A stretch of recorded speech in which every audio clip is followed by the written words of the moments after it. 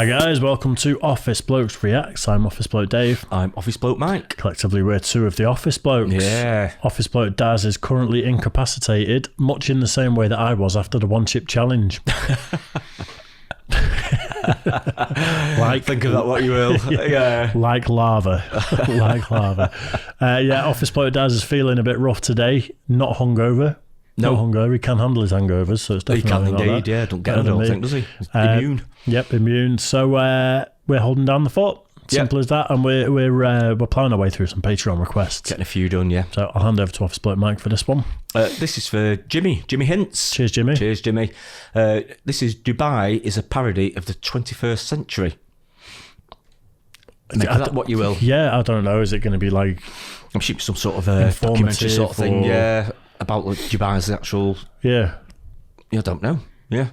I think maybe it's just because things are that grandiose and that over the top there. Yeah, bigger, better, taller. Yeah. Sort of, there's a lot of stuff going on there, isn't it, these days? So yeah, let's get into it and find out. So Dubai is a parody of the 21st century. Let's do this. When we hear the word Dubai, most of us picture towering skyscrapers, immense wealth, police with Lamborghinis, 7-star hotels with the absolute cream of society inside them. Also the Palm Islands, the World Island. You know what I think of? People's profile pictures on Tinder. What, when you think of Dubai? Dubai. Oh, do you? Yeah. Why is that? Because the amount of girls wearing a bikini on the beach in Dubai with the big buildings behind them. That's like the standard photo for a certain type of girl that's on there. Fair enough. Yeah. Nice.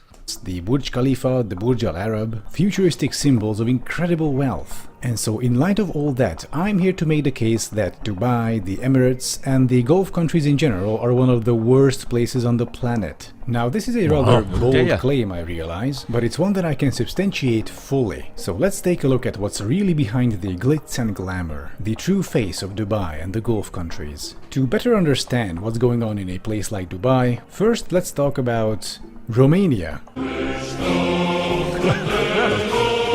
In the decades following World War II, Bucharest, the capital, came to face the same problem as many Eastern European capitals did at the time. As urbanization increased and huge residential areas were built out, the need arose for new, high-capacity public transportation. And so Nicolae Ceausescu, the dictator of Romania back in the day, gave out the order to construct a metro line. And so the engineers created a line proposal and presented it to him. And then Ceausescu was like, "No, I will design the route personally." And so the former shoemaker assistant, who also called himself the genius of the Carpathians, I am not making this up, sat down and redesigned the entire metro line to have it run along the river underneath. Yes, along. But Nicolae Ceausescu's wife, Elena Ceausescu, a former textile factory worker, also got her fair share of planning.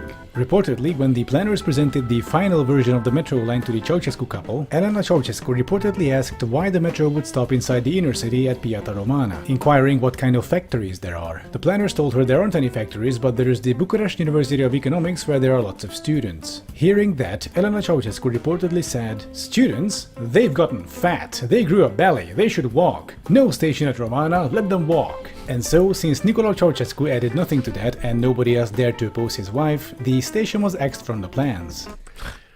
Wow. Yeah. I think the thing that they're getting at here is dictatorships where someone can just one swipe of the pen or just whatever do you what say. they want with no repercussions, no comeback. Yeah. And then you might not necessarily have the forethought and the planning. But I'm not so sure because what was the biggest infrastructure thing, and there was going to be that. What was it? Was it like it was the whole length of Dubai, wasn't it? Do you remember? Yeah.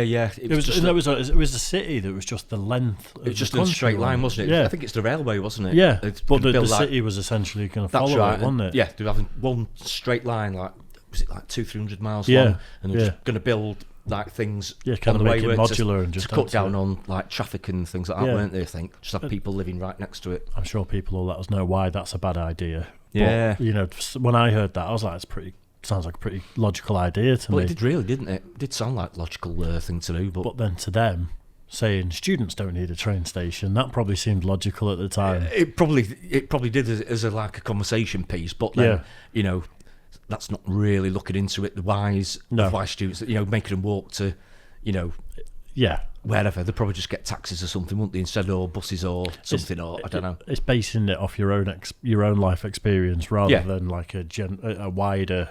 Normally, you get like a few people together and get a lot of ideas from a lot of people, and you come to a consensus of what the best form of action was, wouldn't you? Yeah. But it looks like, it's like one person deciding it because they've got one single thought on it. Yeah. And that's what they're going with. So it might just be disparaging dictatorships.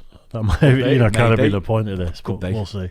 But of course, everyone outside of the dictator power couple knew that this was fucking stupid. And so the engineers, having enough foresight, decided to build the station in secret, banking on the fact that they would need to build a station there anyway due to future public pressure. That's a risky move. And they were just a bit. The end result was this ridiculous and dangerously narrow station, since the engineers couldn't build a normal station hall, since they had to disguise their little secret project as regular tunnel boring. Wow. And so the moral of the story is, smooth brain dictator plus construction equals dumb shit. And boy... Smooth brain dictator. I like his sense of humour, this I guy. know, I thought it was good, going to be isn't he? straight down the line, but he's coming out with some decent lines now, to be fair. Yeah. But, A perfect segue this is to the video's actual subject, Dubai. The city of Dubai is a fucking joke. It's a tasteless parody of everything wrong with modern humanity. And so why do I say that? Let's go through it, shall we? Now, in my video about skyscrapers, I have already talked about the Burj Khalifa. It's a big dumb tower of glass and steel stuck in the middle of the desert, serving no other purpose than a petrodollar-fueled dick measuring contest. And the building even has its own poem about itself. Like seriously, how pretentious can you get? I am the life force of collective aspirations and the aesthetic union of many cultures. I simulate dreams, stir emotions, and What the hell is that noise? Oh no, it's the poop trucks. Yeah, did you know that the Burj Khalifa isn't connected to its sewage system? So every single day a huge line of poop trucks have to queue up next to the building and suck out all the poop. So Amar's ambition and Dubai's shining dream included the world's tallest skyscraper but not a sewer system. And besides, I talked about this before in the skyscrapers video, there's actually not much point to building a skyscraper. Like the only situation where it might make sense is when you're physically out of space. But trust me, Dubai does not have this problem, which ties into the next suspects. Soon to be Atlantis. under the sea. Oh dear. My dad's always said since I was a little kid, try and always buy 100 feet above sea level. Yeah. Just for that reason, Sounds he like said. very pathetic. Yeah. Literally, since I was a little kid, he said the seas are going to rise, coastal properties are going to disappear. That's right. We all aspire to go and live in St Ives in Cornwall. Yeah, and that's true. at sea level. Yeah. There's a harbour wall, and then that's it. But it's right though, isn't it? I mean, that is what's happening. You know, there's only one way they're going, sea levels, and that is up. Yep. So unless we have a massive freeze, another ice age. Let's hope not.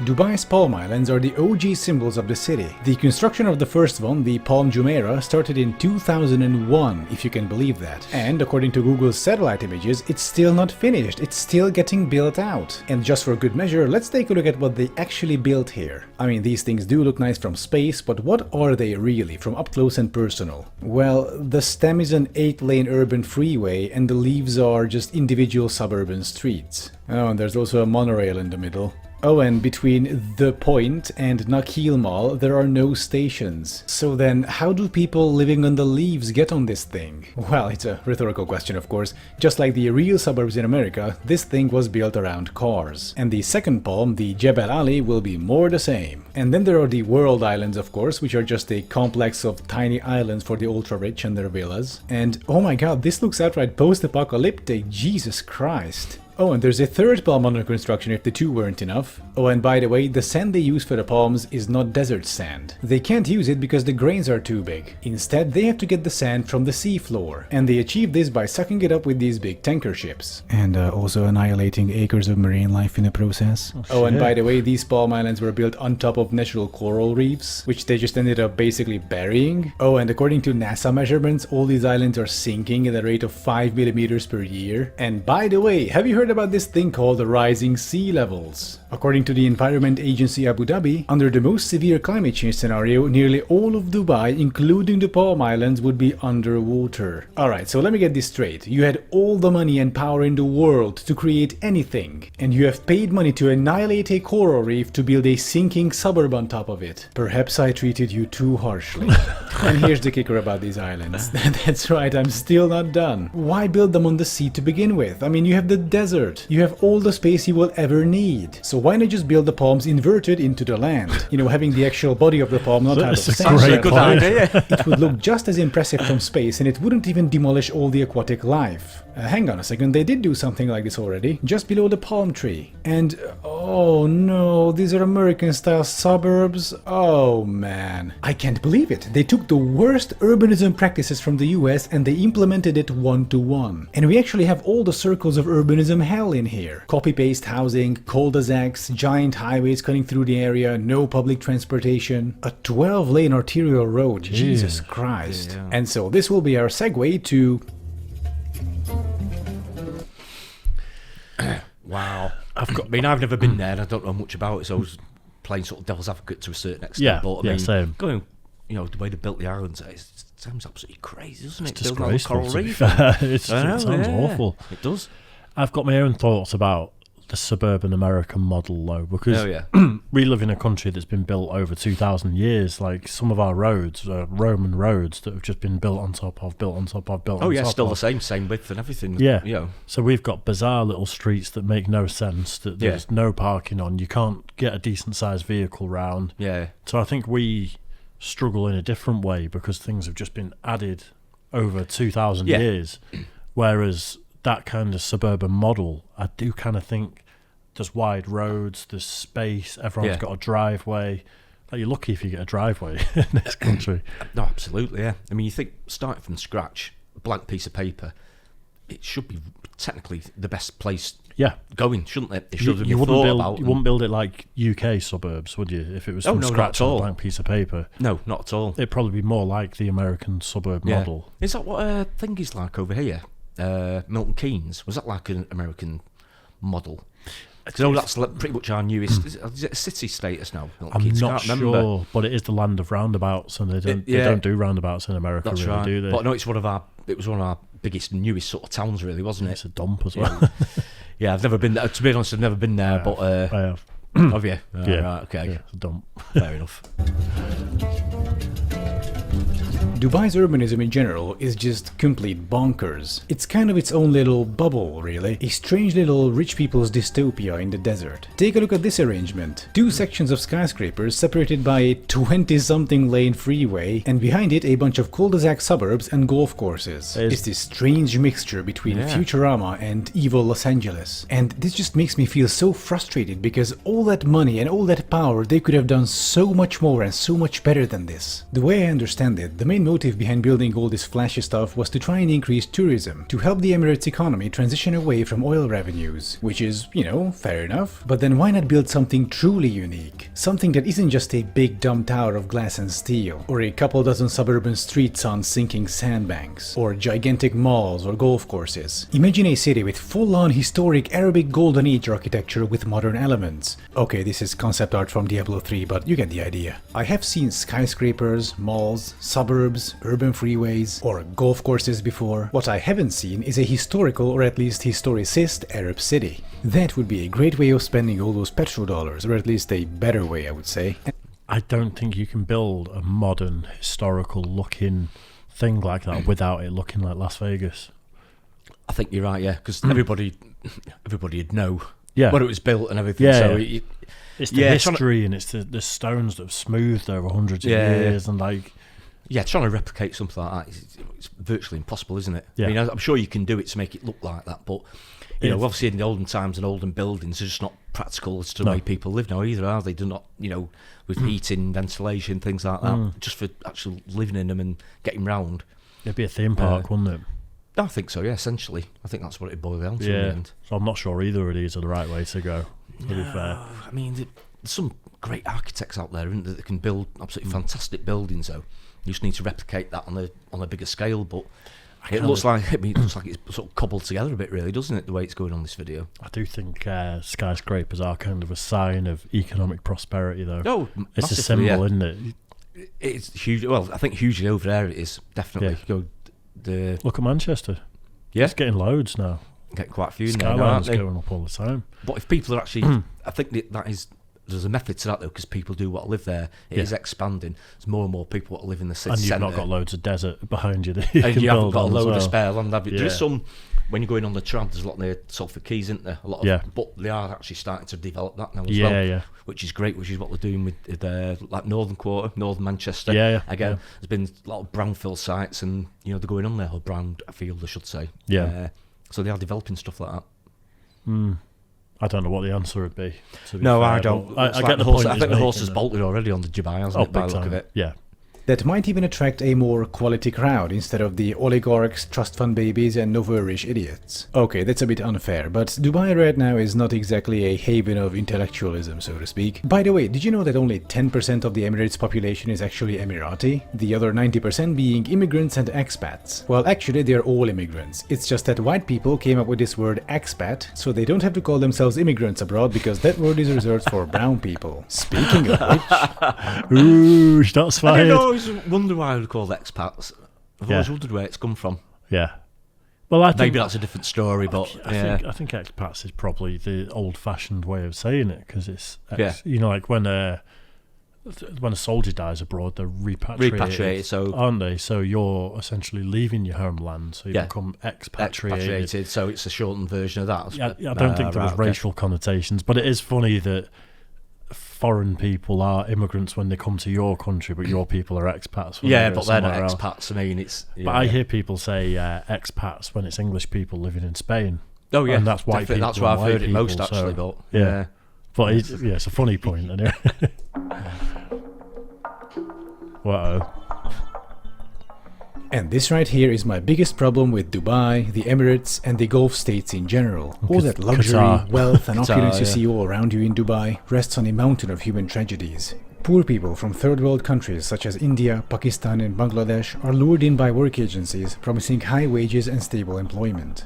People take loans from friends and family so they can cover the costs of their travel and work visa, usually more than $2,000, despite Emirati law requiring the companies to pay for those. Upon arrival, workers' passports are often confiscated, essentially trapping them inside the country. Workers are forced to work up to 12-hour shifts, up to 7 days a week, for $175 per month on average. Wow. Wage arrears are common, many workers not receiving money for months on end. To quote from a Human Rights Watch report, the impact on workers whose wages are withheld for even 1 month is very serious. They immediately fall into arrears on the death they owe recruiting agencies in their home countries. They incur additional interest, and they are unable to send money home for their families who depend on their income earned in the Emirates. In some cases, the non-payment of wages means that workers do not have money to buy food or basic goods and end up borrowing money just to survive. The COVID epidemic only made things worse. That and the oil price crashing left many workers jobless. Consequently, many were abandoned by their former employers. They now spend their days in half-abandoned worker camps on the outskirts of the city. Only volunteers and their food donations standing between them and starvation. A Guardian article quotes a construction worker called Hassan. He says, "Guests on and off visit and give something, but when nobody comes, we have to starve. We have nothing." All this just a few kilometers away from the 7-star hotels, the world's tallest skyscraper, the world's biggest mall, and the golf courses for rich foreigners. According to the estimates of the Commonwealth Human Rights Initiative, between 2012 and mid-2018, more than 10 Indian workers died in Gulf countries every single day. And these are just the Indians. In addition to that, a Jezebel article goes on to say that at least 2 Indians commit suicide every single week in the Emirates. A number, they say, that is simultaneously both shocking yet unsurprising. They show photos of the accommodation the workers have to endure, unfit even for animals. A harsh contrast to Instagram's parallel universe. They call this system modern slavery, and I'm afraid they are correct. This, and the previously mentioned issues, but especially this, is why I hate the Emirates and especially fucking hate Dubai. Wow. You know what? He made some. Wow. Oh, he made some great points there. I think maybe there's going to be a bit more to sign it off.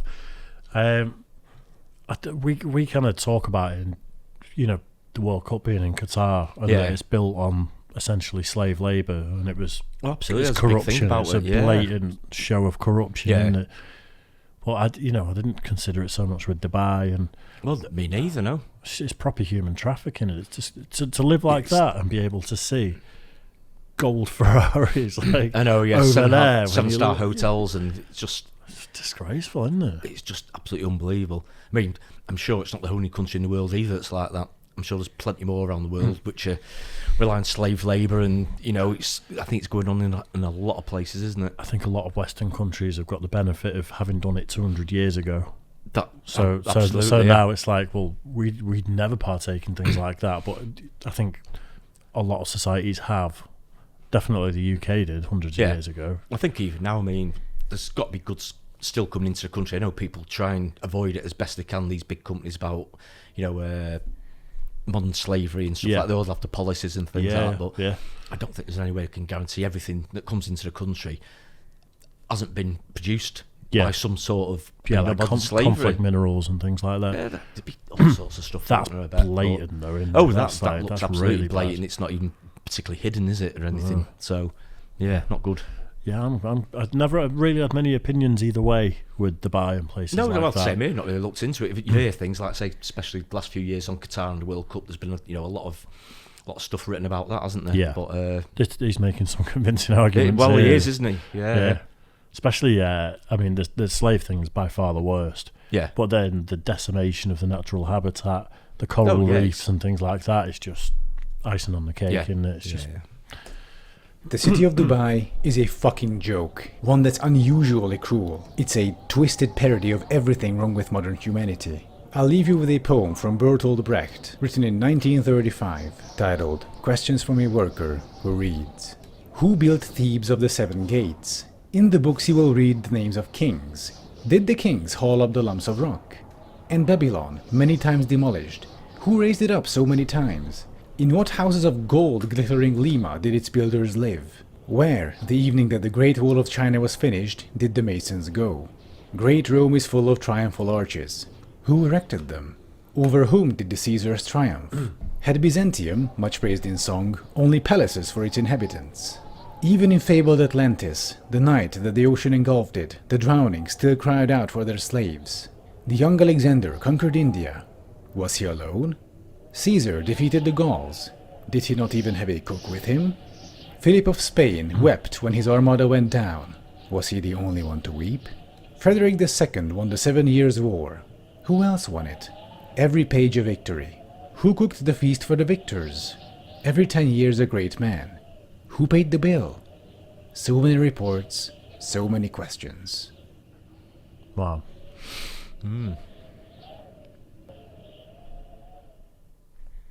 Thank you for watching. I'm sorry the video took such a dark turn in the end, but as I was looking up stuff for Dubai for the video, I kept encountering more and more just alarmingly fucked up information. Like, Jesus Christ.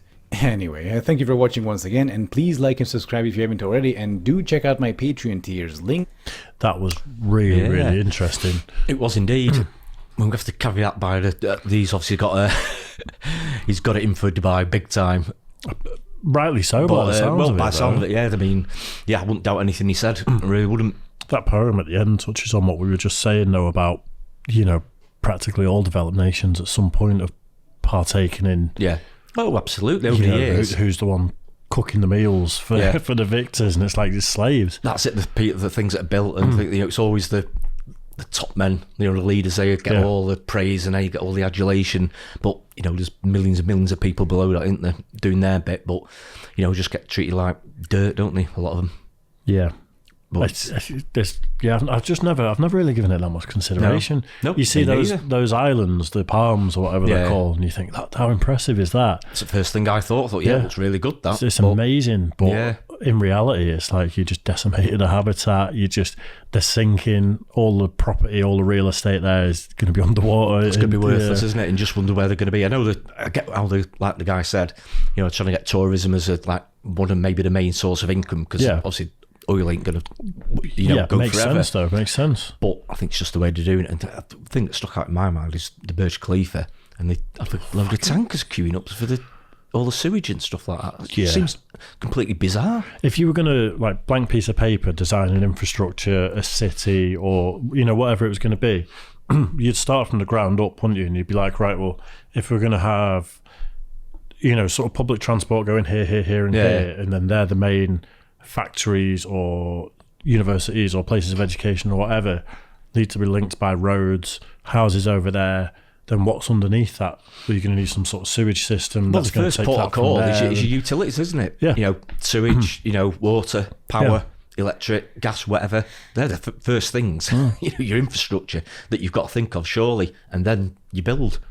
It just seems, that part of it seems bizarre to me. I wonder if there's more to it, though. I wonder if they're using it for fertiliser or something, and maybe it's being taken in tankers far enough away from Dubai that it's not going to cause an issue. Yeah. But somewhere where it's just being spread, and they're trying to... There could be a twist on that. Maybe. Well, that's the only reason why I was saying, obviously this guy had it in for Dubai. He's really... He's pretty much one-sided, to be fair. That's why, you'd like to hear like another point of view, but like an expert point of view. Yeah. Or, someone that's sitting on the fence, maybe, so to speak. That's what we're for. Maybe, yeah. Well, it's maybe, like you say, that maybe have a counter-argument, which is, if there is counter-arguments to any of that, I'd love to hear it if there is, but from what you were saying, it's, not good to, like say, especially all the, the slave labour and everything. Oh, that's great. There's no excuse for that. There's no, especially... And the amount of money they've got, absolutely no excuse. Exactly what I was going to say. Excuse whatsoever. It's not like they're a developing economy that they can't afford to pay their workers. Yeah, it's just that much money there. Yeah. That, there's no excuse for not. They can afford to pay them a decent wage. You know what, though, as well? So, unhappy, disgruntled workers don't do good work. So, do you think the building regs are going to be up to scratch on a lot of these buildings where it's being built by slaves who are killing themselves, starving to death, working themselves to death? It's a house of cards. Yeah, well, let's say if they've forgotten to put the sewers in, then I'd keep an eye out. Good job Daz isn't staying there. I know, yeah. He'll need one of those trucks to himself. I can hear one pulling up outside his house now. Might as well just sit on top of the truck and just cut out the middleman entirely. Open the hatch. Put a piece of toilet roll on top. Away you go. Oh, nice. Anyway, hope you enjoyed that one, guys. We'll catch you on the next one. Nice one. Cheers.